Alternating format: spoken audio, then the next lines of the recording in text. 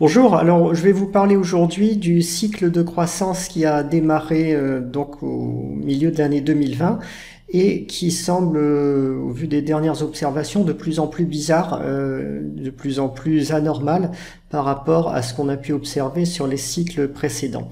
Alors ce qui me fait dire ça, c'est d'abord la situation de la courbe des taux. Donc ici vous avez le 10 ans moins 2 ans, hein, c'est un indicateur avancé de récession très connu, très utilisé, dont les inversions ont prévu la quasi-totalité des récessions sur les dernières décennies aux États-Unis et du coup par répercussion les marchés baissiers associés, que ce soit aux USA et en Europe. Et ce qu'on observe actuellement, c'est que cette courbe qui s'était repentifiée à partir de la fin du mois de mars 2020 jusqu'à un point haut en mars 2021, on avait atteint un petit peu plus de 150 points de base, donc d'écart entre le 10 ans et 2 ans. Après, ça a rechuté, ça veut dire que la courbe des taux s'est aplatie de nouveau. Et ce qui est vraiment étonnant, c'est que cet aplatissement, qui est vraiment significatif, on n'est plus qu'à 63 points de base le 28 janvier. Si on continue à ce rythme-là, on serait dans une situation au niveau zéro ou d'inversion d'ici 4 ou 5 mois seulement. Donc ce qui est vraiment très étonnant, c'est que le point haut soit survenu aussi peu de temps après la sortie de récession, hein, c'est-à-dire un an seulement après la sortie de récession, et que d'entrée de jeu, ensuite, on reparte vers un aplatissement de la courbe des taux, donc qui est assez marqué. Hein, on a perdu donc la moitié de l'écart qui avait été acquis en l'espace d'à peu près un an. Si on regarde ce qui s'est passé sur du plus long terme, donc sur les cycles précédents, vous voyez ici par exemple pour le cycle de 2000, hein, on était sorti de récession avec un spread de 200 points de base, donc bien plus haut que déjà que le cycle actuel. Ensuite, de 2001 jusqu'à 2004, c'est-à-dire pendant pratiquement 3 ans, le spread était resté élevé. On avait quand même maintenu un écart supérieur à 200 points de base. Il avait fallu attendre le milieu de l'année 2005 pour avoir des spreads de taux à peu près analogues à ce qu'on observe actuellement. C'était exactement la même chose pour la sortie de la crise financière de 2008-2009. Hein. Donc on était arrivé en avril-mai 2009 à un spread de taux largement au-dessus de 200 points de base, hein, 255 points de base. Et donc en 2014, c'est-à-dire 5 ans plus tard, on était encore sur des niveaux de spread particulièrement élevés. Et ça n'est que à partir de la fin de l'année 2017, c'est-à-dire 8 ans après la fin de la récession 2008-2009, qu'on avait rejoint des spreads de taux comparables au niveau actuel. Pour la récession 90, ça avait été un peu plus rapide, donc effectivement on avait commencé à baisser dès 1992, mais vous voyez qu'il avait fallu attendre quand même 1994, c'est-à-dire en gros 3 ans et demi après la récession pour avoir un spread de taux qui était équivalent au niveau actuel. Donc on est vraiment là sur un espèce de cycle bizarre qui est beaucoup plus faible que les précédents, de très courte durée, et qui semble déjà bien en train de se retourner à la baisse. Alors comment on peut expliquer ce comportement curieux et qu'est-ce qu'on est en droit d'attendre pour la suite? Ce qui s'est passé aux États-Unis, c'est qu'on a eu donc les restrictions d'activité, les confinements liés au Covid principalement en 2020. Donc ici vous avez la courbe des ventes au détail en monnaie constante, donc en corrigé de l'inflation. Donc on a eu un énorme creux en avril 2020 avec les grosses restrictions qu'il y a eu à l'époque et tout simplement la peur des ménages vis-à-vis du Covid. Ensuite, on a eu les mesures de soutien que les banques centrales et les gouvernements ont mis en place. Du coup, ça rebondit très fort. Et ce qui s'est passé ensuite, c'est que à partir de la fin de l'année 2020, on a eu un rebond des ventes au détail qui a été bien plus haut, bien plus puissant que la tendance de long terme. Vous voyez que la tendance de long terme, si on la suit, on serait à peu près à ce niveau-là aujourd'hui, aux alentours de, on va dire, de 213 000 sur la courbe, donc 213 000 millions, c'est-à-dire 213 milliards de dollars, et on est aujourd'hui à 223, c'est-à-dire en gros 4-5% au-dessus du niveau qu'on serait en droit d'attendre de la tendance long terme. Alors cette croissance excessive, cet excès de croissance des ventes au détail, il s'explique par les grosses injections de liquidités et surtout par le fait que les ménages américains ont accumulé un excès d'épargne considérable pendant les phases de confinement où ils n'ont pas pu dépenser. Donc cet excès, il est évalué à peu près à 2500 milliards de dollars aux États-Unis. Il est en train donc d'être dépensé, de se résorber progressivement. Maintenant, on n'a plus d'aide Covid, il n'y a plus de soutien, donc les ménages en réalité sont en train de vivre sur leurs acquis, mais ont pris l'habitude, du coup, comme ils ont un excès d'épargne, de dépenser à un niveau plus élevé. Ça, c'est pas quelque chose de durable, c'est pas quelque chose qui est soutenu par une bonne santé économique fondamentale sous-jacente ou par une croissance mondiale plus dynamique, etc., par de nouveaux progrès technologiques. C'est juste un excès d'épargne qui est en train d'être dépensé en ce moment. Et on voit que depuis le mois de mars 2021, les ventes au détail commencent à fléchir progressivement. Et c'est très possible qu'elles se mettent à rejoindre au fur et à mesure que les mois passent leur tendance de long terme. Et à ce moment-là, on aurait un ralentissement sensible de l'économie.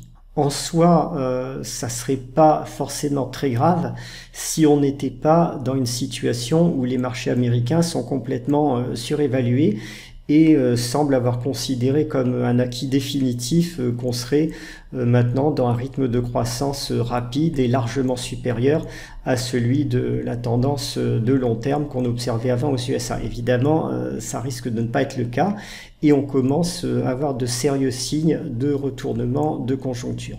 Alors le premier élément important à noter, c'est les estimations de croissance de la Fed avec son site GDP Now pour le premier trimestre 2022 qui sont très fort retrait par rapport au consensus. Vous voyez que le consensus était à 3-4% en rythme annualisé pour ce premier trimestre 2022.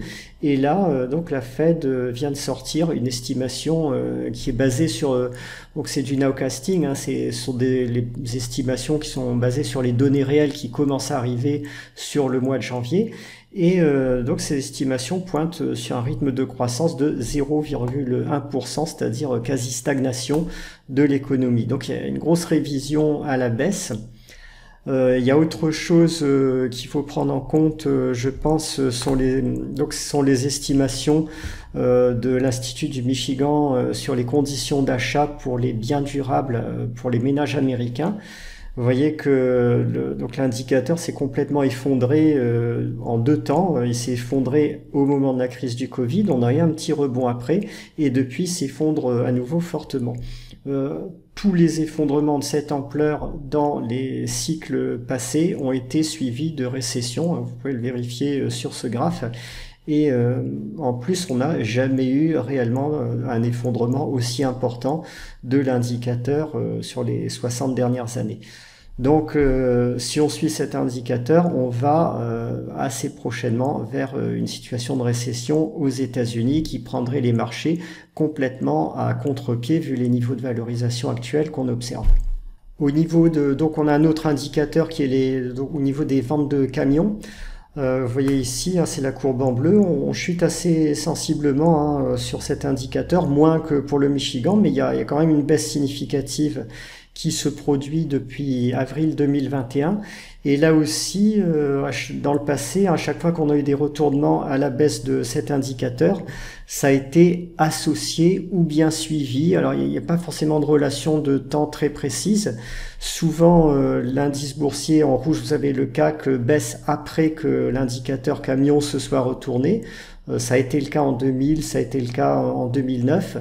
Parfois, ça peut arriver qu'il baisse plus ou moins simultanément, comme on a pu l'observer ici en 2015 par exemple. En tout cas, là, on a une divergence de comportement entre le CAC 40 et l'indicateur des ventes de camions US qui risque de se solder là aussi par un retournement de tendance. Alors pour finir ce point sur les indicateurs économiques, je vais vous proposer de suivre le graphique du Nasdaq sur du très long terme, sur une trentaine d'années, en données mensuelles.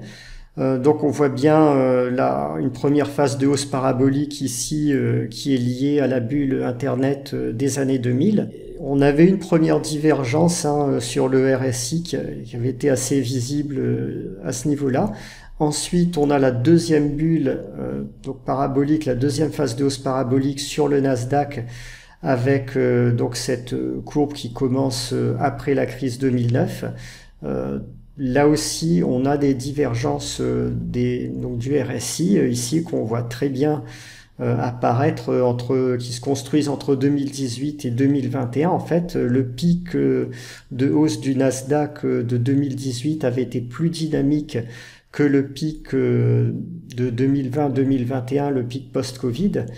Et on a aussi maintenant une divergence sur les volumes d'échanges. Vous voyez que entre ici le pic qui a eu lieu au début de l'année 2021 et le pic qui a eu lieu à la fin de l'année 2021, il y a eu sensiblement moins de volume échangé sur les actions du Nasdaq américain. Et dernièrement, donc au mois de janvier 2021, on a une cassure tout à fait franche, tout à fait claire de cette tendance parabolique.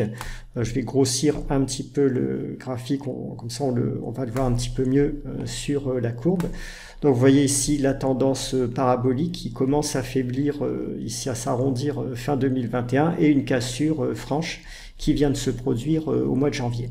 Donc avec ces données économiques et ce comportement graphique du Nasdaq, je pense qu'on peut déjà prévoir pour 2022, dans un contexte en plus où on va avoir un durcissement sensible de la politique économique de la Fed, avec des hausses de taux, la possible réduction de la taille du bilan de la Banque centrale. À mon avis, c'est probable qu'on ait l'établissement d'un vrai marché baissier maintenant au moins sur le secteur technologique américain et sur toutes les valeurs de croissance chères. L'incertitude qui reste, c'est de savoir si on aura un comportement comme en 2000. Pour l'instant, c'est encore l'hypothèse que je privilégie, j'en suis pas sûr, évidemment. Donc si on a un comportement comme en 2000, ça voudrait dire que tous les secteurs value de la cote, les pays émergents, les indices, les actions qui sont pas chères sur la base de leurs fondamentaux, elles tiraient quand même leur épingle du jeu pendant que les technos se cassent la figure. En 2000, on avait une très bonne résistance des secteurs non techno, hors de prix de la cote, avant qu'il lâche un petit peu en 2001, mais beaucoup moins que le reste du marché. Donc pour l'instant, c'est ce que je privilégie encore. L'alternative qui est possible, c'est qu'on entre dans un marché baissier généralisé et durable.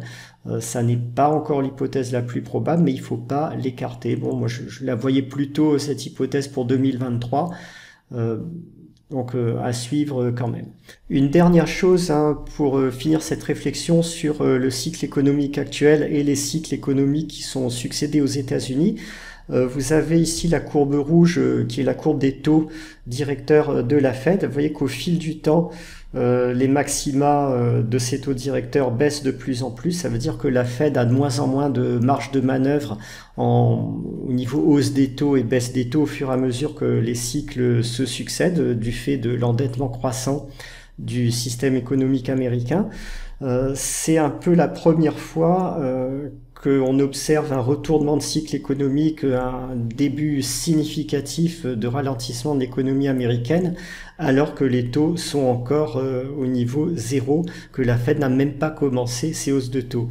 Alors ça signifie que la Fed a des marges de manœuvre cette fois qui sont vraiment extrêmement réduites. Elle est complètement coincée d'une part entre la volonté qu'elle a de contrôler l'inflation qui nécessite des hausses des taux et d'autre part le risque de replonger le système économique américain en récession dès qu'elle va commencer à monter ses taux, et c'est même possible, et là ça signifierait que c'est la fin de partie complète dès la fin de ce cycle pour la Fed.